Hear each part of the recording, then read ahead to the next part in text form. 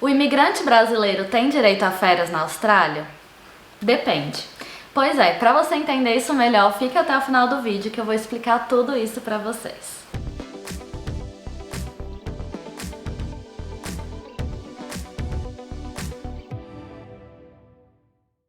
Olá pessoal, bem-vindos ao meu canal. Para quem não me conhece, eu sou Alice Franco, moro na Austrália há pouco mais de 6 anos, sou contadora e aqui nesse canal eu compartilho dicas de taxation, direito de trabalho, dicas de inglês, dicas para conseguir um trabalho na Austrália e muitas outras que podem ajudar o imigrante, assim como compartilhar as minhas próprias experiências. Falando de férias na Austrália, que é um assunto que todo mundo quer saber, né? Afinal, a gente merece ter um descanso depois de um tempo de trabalho. Pois bem, quando o brasileiro ele vem para a Austrália, na maioria das vezes ele vem legalmente, ou seja, com direito ao trabalho.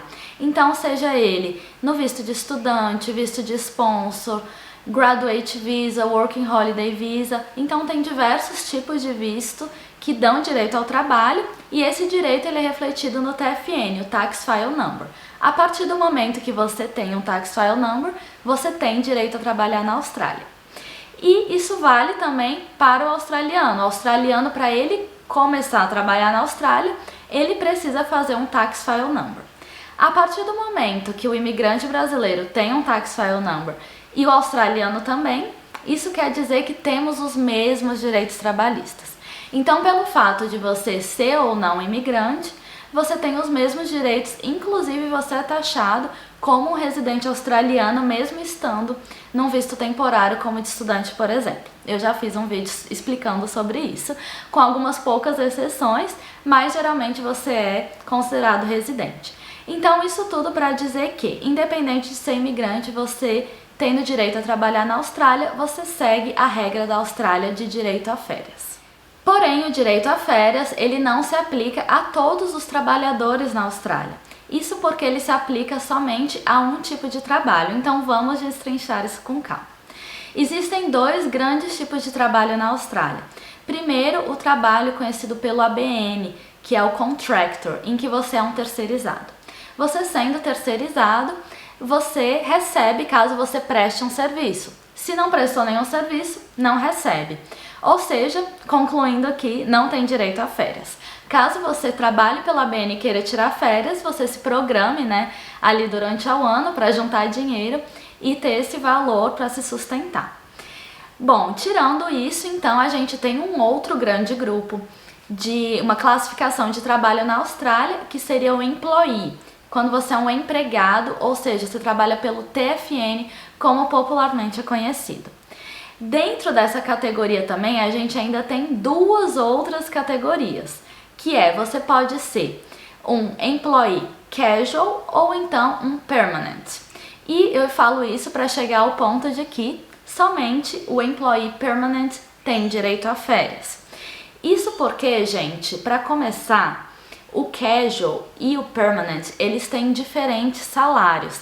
Então, se você for pesquisar o salário mínimo da Austrália, eu vou botar aqui na tela para vocês quanto que tá o valor atual de 2024. Eu tô aqui em janeiro de 2024, só para contextualizar, todo ano ali no meio do ano muda, né? Então, eu vou botar aqui o valor, vocês vão ver que é um valor diferente para quem é casual e para quem é permanente. Por que existe esse valor diferente? Justamente considerando esses prós e contras, benefícios que um tipo de trabalho tem e o outro não. Um desses benefícios é justamente as férias.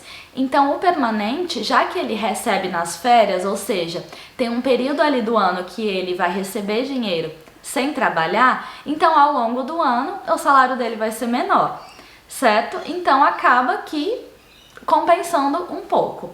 E dependendo, né, da profissão, dependendo do emprego, vai valer a pena ou não, tá? Pra quem tem a escolha, porque muitas vezes a gente vai indo e acaba pegando o emprego que tem disponível, né, e não tem muita essa escolha. E o outro fator também, né, porque existe essa diferença salarial entre o permanent e o casual, é a questão dos shifts, que são as cargas de trabalho. O permanente, o empregador ele é obrigado a te fornecer aquelas horas, mesmo que ele não esteja precisando, vamos dizer assim, é um dono de um restaurante.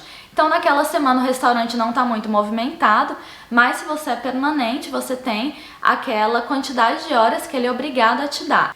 Por um outro lado, quando você é casual, às vezes vamos supor o dono do restaurante está numa semana que não está muito movimentada, então ele não te dá o shift, mas por compensação, às vezes tem uma época muito busy, que você vai ter bastante horas de trabalho, mas não tem esse vínculo, essa obrigação. É uma relação de trabalho mais livre no sentido de quantas horas você vai trabalhar, mas existe um vínculo no sentido de que quando o empregador te paga, ele paga seu salário, mais o imposto, mais o superannuation, então é como se fosse uma carteira assinada, mais uma carteira assinada em que ele não tem obrigação de te chamar.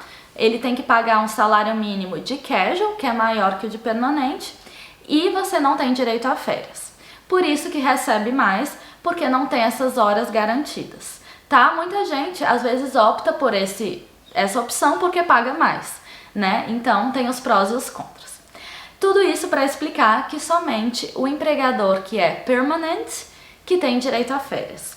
Ainda dentro do permanent, vou destrinchar mais uma vez, que existe o permanent part-time e full-time. Então, part-time, né, pelo próprio nome já diz, meio período, que são 20 horas por semana, ali que você é contratado para trabalhar, enquanto o full-time é 40 horas semanais, então tem esses dois modelos de trabalho. Independente do modelo, a lógica das férias funciona igual. Então, as férias são accrued. Accrued é como se fosse acumulada. Então, você tem um banco de horas. Para cada hora que você trabalha, existe um valor ali aproximado 0,07 de hora que você acumula de férias. Então, assim, essa conta é um pouco estranha. É como se fosse um ano inteiro que você trabalha, você acumulou um mês de férias. Você não precisa esperar trabalhar esse ano inteiro para só então tirar essas férias. Você pode ir tirando ao longo do ano conforme as horas que você for acumulando. Então, quando você é part-time, né, você trabalha meio período. Então, você acumula metade, o que no final das contas dá na mesma, porque um ano trabalhando part-time, você vai ter um mês de férias part-time, né? Então, vocês entenderam a lógica, é mais ou menos essa. Conforme você for acumulando suas férias, você pode ir utilizando.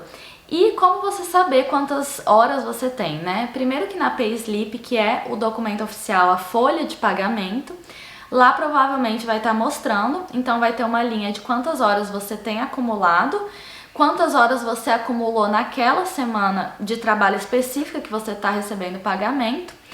E, por exemplo, se você tirou as férias, você também vai receber uma folha de pagamento, só que ela vai ser um pouco diferente. Ela vai mostrar ali qual o saldo final das férias acumuladas e quantas horas de férias você tirou multiplicado pelo seu rate, que é o valor da sua hora.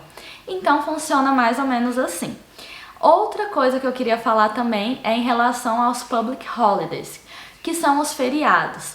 Então, se o seu dia de trabalho ele caiu num dia de feriado, então você tem o direito de tirar o feriado e receber por aquilo, certo? Isso é simples de entender para quem é full-time, permanente. Então, por exemplo, eu trabalho de segunda a sexta. Então, na sexta-feira teve um feriado, eu vou receber normalmente por aquela sexta-feira, porque eu sou permanente. Porém, se você for part-time, vai depender dos dias que você é acordado com a sua empresa a trabalhar. Então, vamos supor, eu trabalho part-time somente segunda e terça. Então, se o feriado cai na segunda, eu recebo. Se cair em outro dia, daí eu não recebo. Ou então, eu trabalho só de manhã, né? Então, você vai de acordo com os dias que você combinou com o seu empregador de trabalhar, mas a lógica é basicamente a mesma. Além disso, a gente tem um outro tipo de leave, que a gente chama, né, de leave entitlements, que é o sick leave, que seria quando você tem um atestado médico, ou dependendo da empresa, você simplesmente diz que está doente e tira o sick leave, né? Na minha empresa, eles têm essa relação de confiança, então eu não trabalho quando realmente eu estou muito mal, nunca precisei enviar um atestado, mas eu tirei o sick leave, que é um cálculo por fora, então não tem a ver com acumular hora, com nada disso. Você tem uns dias fixos de sick leave por ano que a empresa te oferece, e caso você fique doente, você pode tirar aquele dia e receber o salário normalmente por aquele dia. Então lembre-se disso, se você está doente, não precisa pedir férias. Você tem direito a esse sick leave. Só mais uma observação em relação aos public holidays. Como que acontece na Austrália? Caso um feriado caia no domingo, para não perder esse feriado, eles jogam para o próximo dia útil. Então, por exemplo, jogam para segunda-feira.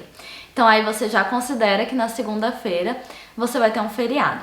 Porém, se o feriado, por exemplo, cai numa quinta-feira, aqui na Austrália eles não emendam o feriado, então não quer dizer que você vai ter quinta e sexta de folga, você só vai ter quinta-feira.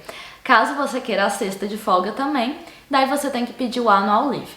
Então, muitas pessoas já olham o calendário ali do ano para ver quais são os feriados e quais as férias que você vai ter que pedir, né, para poder realmente fazer suas viagens, enfim, tirar suas férias. Era isso que eu tinha para falar sobre férias na Austrália. Se ficou alguma dúvida, deixe aqui nos comentários. Também, se tiverem sugestões de vídeo, fiquem à vontade. Eu trago vídeos assim como esse todo mês e muitas vezes mais que uma vez por mês, que é o meu objetivo esse ano. Então, quanto mais vocês comentarem aqui, mais motivação eu tenho de trazer mais vídeos, porque daí eu sei que eu tô ajudando vocês. Obrigada por assistir até o final. Beijo e fiquem com Deus.